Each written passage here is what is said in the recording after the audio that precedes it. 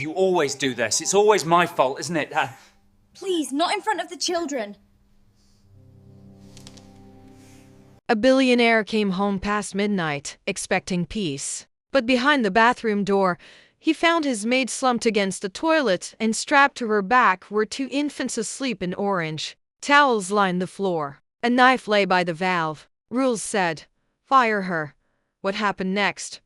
No one in his mansion would ever forget. Before we dive in, let us know in the comments what time is it, and where are you watching from. Let's start. Adrien Hale frowned as he heard water running where it shouldn't. The house was supposed to be silent at midnight. He followed the sound down the hall, each step sharper than the last, and pushed the bathroom door open, then froze. Luz, in her blue maid's uniform and yellow gloves, sat slumped against the toilet, eyes half shut. On her back, held by a worn sling, were two infants in orange onesies, their tiny heads resting on her shoulders, both asleep.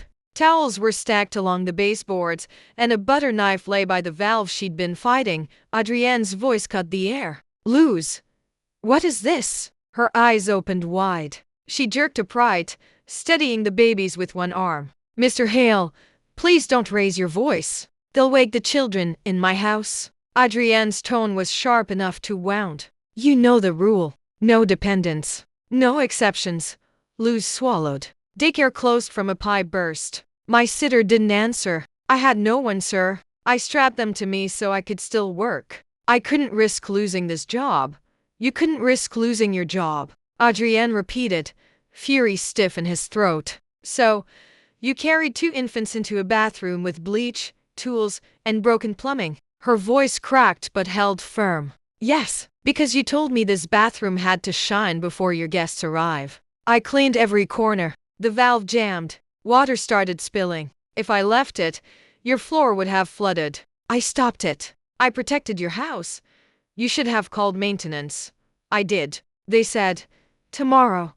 Luz's voice trembled, but she did not look away. "Tomorrow is too late for you, isn't it? You want perfection? I tried to give it. All I had was a knife and two children who need formula tomorrow morning."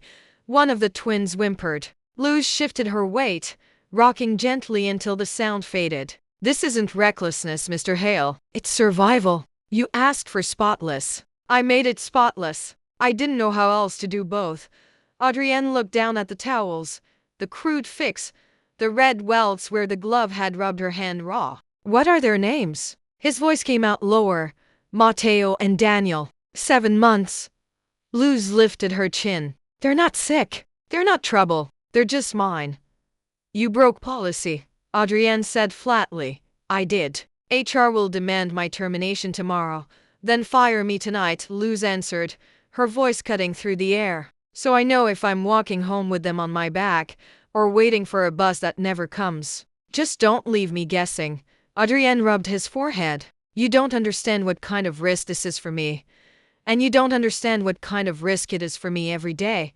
Luz shot back. "If I stay home, they starve. If I bring them, I break your rule. Either way, I lose. But tonight, I fixed your problem and kept them safe. Tell me, Mr. Hale, who really failed here?" Silence. The flush valve ticked in the background like a metronome. Adrienne crouched by the tank, twisted the valve, and secured it. The sound of running water ceased. He stood, brushing his hands off.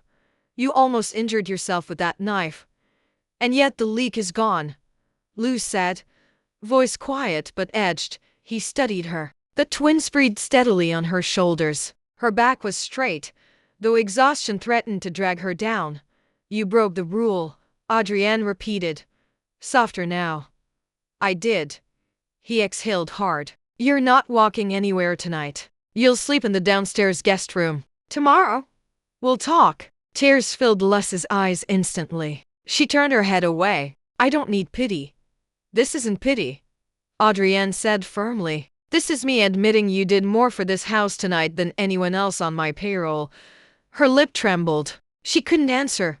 "Stand slowly," Adrienne ordered. "You'll fall if you rush."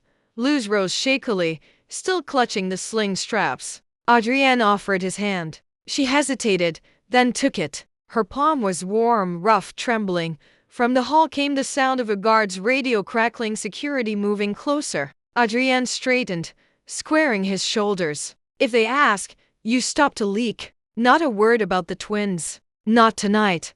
Lus's eyes widened. You'd cover for me? Adrien looked at Matteo and Daniel, then back at her. Sometimes rules are written wrong. Sometimes breaking them is the only way anyone notices. Her throat caught. Thank you. The guard's footsteps grew louder. Adrien stepped into the hall first. Stay behind me, he murmured. And Luz, clutching her sons, obeyed. Diego, the night guard, appeared at the top of the stairs. Mr. Hale motion sensor tripped. Do you need? His eyes landed on Luz and the sling strapped across her shoulders. Sir? Adrien cut him off. She fixed the leak. Stand down. Diego hesitated, then nodded. Yes, sir.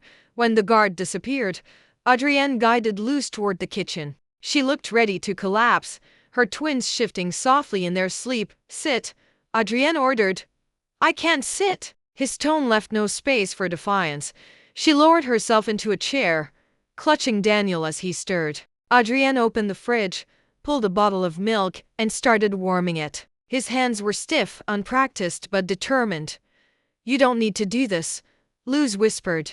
Yes, Adrien said. I do.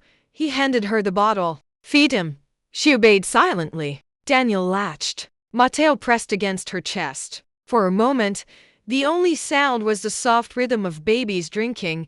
Adrien leaned against the counter. I could fire you tonight. Save myself the headache. That's what everyone expects me to do. Luz looked up, eyes glistening. Then why don't you? Because I saw the towels. I saw your hands. I saw you keep two infants calm while fixing a leak with a knife. His voice grew rough. I built this empire by demanding perfection. But I missed the truth. People don't live inside rules. They live inside emergencies. Her lip trembled. Sir, I'm not asking for favors. Just a chance to work without choosing between food and my sons. Adrien exhaled. Then you'll have it. Luz froze. What? I'm rewriting the policy. Effective immediately. An emergency clause for parents. No one loses hours for surviving. Tomorrow HR will scream at me, let them. Tears slid down her cheeks. I don't believe this. I've heard promises before. Don't believe my words, Adrien said. Believe the changes.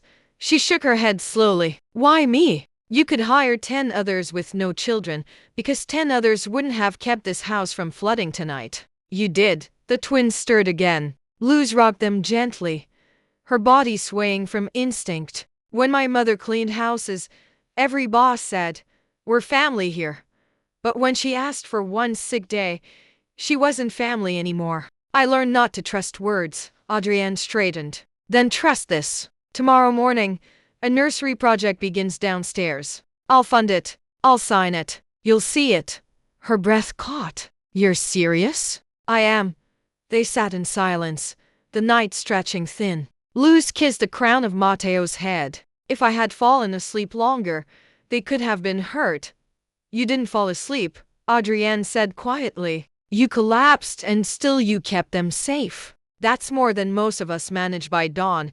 HR marched in with papers. Clause violation. Grounds for dismissal. Adrien pushed the pages back. Rewrite it. Emergency childcare exceptions. Immediate pay for any shift missed because of it. Build a temporary nursery by the gym. Sir, that will cost. Flooded marble costs more. Cynicism costs more. Do it. HR left stunned. Luz stood at the doorway, clutching Daniel. You really meant it, yes, Adrien said. And you'll stay employed. But there's one condition. Her stomach tightened. Which is? You show me how you got that valve open with a butter knife.